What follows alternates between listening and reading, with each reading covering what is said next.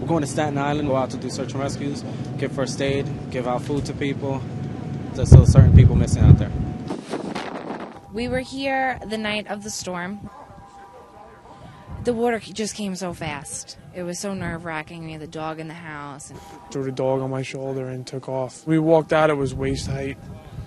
When I first looked, minutes before that, it was at my toes.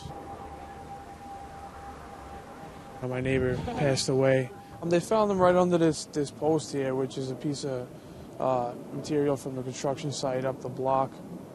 These things are deadly. They took out a lot of foundations, did a lot of damage. And if we left 2 minutes later, those probably would have killed us too. I don't think people in this area are concerned about voting as they are about taking care of their own personal lives right now.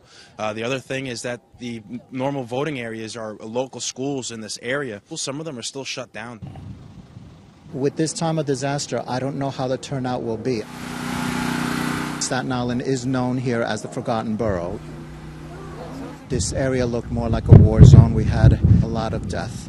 Some are unreported. Across from us is a neighbor who unfortunately lost her mother.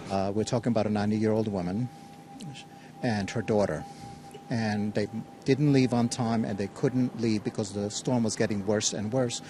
And what they tried to do was hold on to furniture, thinking that this might help from them being taken over from the sea. And unfortunately, as the water rose, she panicked and, of course, had a heart attack.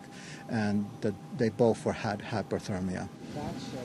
Even though it does bring a tear once in a while when I see my belongings destroyed. But the first thing I think of is people lost more. We have to move forward. It's important to vote. I know already where to go. If they do not open, I'm sure they're going to reroute people to different locations where they are open.